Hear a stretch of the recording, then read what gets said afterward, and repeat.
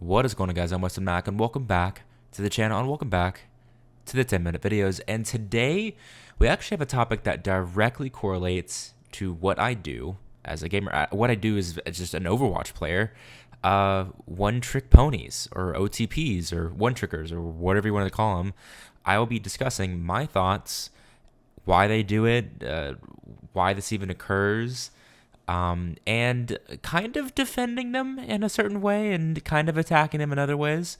Don't worry about the screen right now. You're looking at a Egyptian pheromone, whatever that is. This is from an older game. I decided to throw up this footage while we're playing, while we're talking, and hope you guys enjoyed this, but I'm just playing Brigitte in this. But before we get into it, let me give you some of my stats to prove that I am a one-trick and that I kind of understand the genre. So on your screen right now is actually my overall hours, which is 373 hours on Brigitte. My next one is 34 hours in Bastion. So I have 404 hours total in support. So there's an extra 30-ish hours that is out there on other characters, and 1,300 games played. In terms of competitive, currently this season I have 9 hours played on PC, and I'm currently, sadly, in Diamond 4. Right now on console, I really don't know how to take a screenshot of that right now. But I'm actually Masters 3 right now on console. So I primarily play on console. I'm trying to get better at PC, and I only use controller, which is saying a lot. At least with Brig, you don't normally need the aim as much as normal other heroes, I guess. But anyways, here's my one trick stats. I'm a big Brig one trick. She's probably my favorite character in the game, and I just really enjoy playing her. Now, as we jump into this, what is a one trick? If you clicked on this video, you probably know, but if not, a one trick is basically somebody who only plays one character, normally a game that has characters to pick from, and they stick to that character no matter what. And it's a different scenario in different games. If you're one trick in Smash Brothers, it's definitely a difference between one tricking in Overwatch or League of Legends or any of these other hero type games. So the issue arises with one tricks is because Overwatch has this feature that a lot of other hero shooters or hero type games don't have, is where you can swap two different characters. It's a part of the meta. It's a part of evolving against the enemy team, because there are certain characters that block any sort of progress for another character, whether that's kills, eliminations, assists, healing, mitigated damage, whatever you want to talk about. There's characters that will prevent this character from being good, and Brig is no different. There's plenty of characters that I have a difficult time with. I know Zarya can be really annoying for me because of her bubbles. I know Junkrat can obliterate my shield, and at that point, I lose my bash and I lose my shield. So there's a lot of different counters to Brigitte. Oh, and also Pharah. I just want to mention Pharah. Jeez Louise, I cringe. My entire soul cringes when I hear a Pharah jet booster going off after we've been rolling them the entire game. I'm like, well, there goes that game. So now, where's the psychology behind this? Why do people one-trick characters? And realistically, I can only give my full 2 cents, and also kind of seeing and understanding the perspective of other one-tricks. In my opinion, one-tricking is the opposite of a jack of all trades.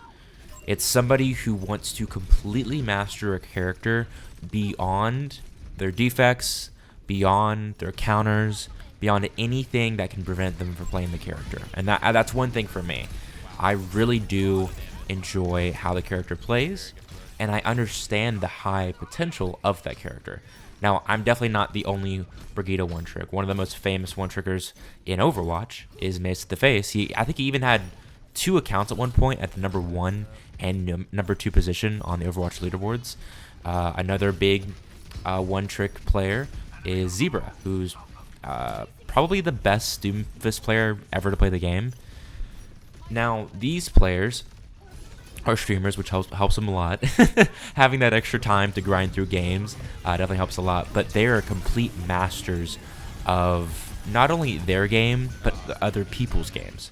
I think one thing with one-tricking is you have to fully understand your character while also being able to understand the flaws of other characters and use that to your advantage.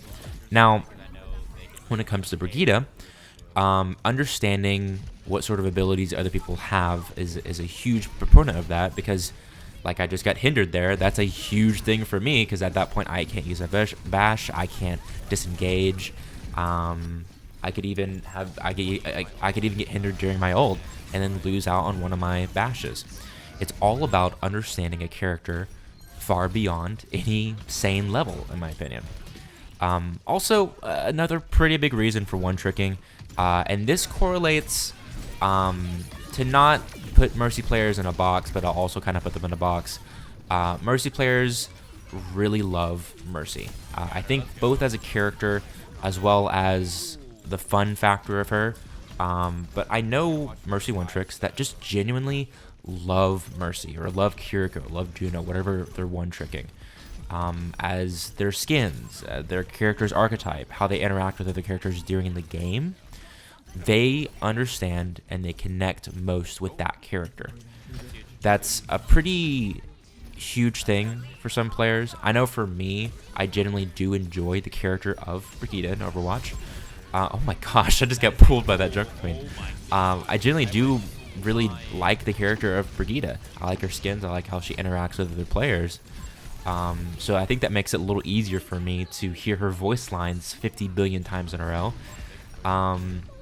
There's been multiple times where I'm sitting there and kind of mumbling over the lines as she interacts with Mercy for the 500th time for me, where Mercy is accusing her of eating the last slice of the pie when she actually probably did. Or Tracer, for instance, trying to get information out of her saying she's dating somebody. Interactions like that it kind of gets you through the day whenever people are begging you to swap. That's also one thing as well. It's kind of a part of the bit, basically. You're so far in to literal years of playing one character, and swapping one time completely changes that stat. You go on competitive, you go on your competitive roster, and you see other heroes. If you make it to top 500, there's only one character sitting there. You proved everybody wrong by having one character on your top 500 list. So it's stuff like that that also is another motivator, where you're like, hey, I have mastered this character so much that I'm able to beat you, and you used 5 different characters against me, or 3 if you're really looking at the top 500 leaderboards. But I managed to beat you even though you countered me. I managed to beat you despite the issues with my character. So, are one-tricks healthy for a game is another pretty big issue that arises. I know when it comes to games that have bans, so for instance Smite, one-tricking is pretty darn hard, because the second they find out that you're a one-trick for so-and-so character, you're probably going to get that character banned, and no more playing him or her or they, whatever. Yeah, I overall, I think one-tricking, if you're very good at it, go for it, but please master your character. I've seen plenty of one-tricks, and I know people are still learning. I've seen plenty of one-tricks fall into the rut of just playing a character over and over again and not feeling in control of their games. If I'm being honest, you kind of just have to get better. You have to understand when you need to carry, when you just need to sit in the back line, when you need to use your character at the precise times. And at that point, please, yeah, go for the one trick. Go crazy. But yeah, one tricks can... Are they healthy for a game? I genuinely don't have a full answer for that. All I can say is please be good at them, because at that point you're having people counter you. You're having issues. Don't put that burden on the rest of your team to make up for everything else you do because you just want to play one character. Grow yourself, grow your competitive urge, grow your likeness for the character, and grow your skill. Anyways, that's been the video. Hope you guys enjoyed. Make sure to like, subscribe, all this sort of stuff, and tune in for some more videos. I'll see you next time. Also, I hope you enjoyed the footage. It was a lot of fun playing this. See ya.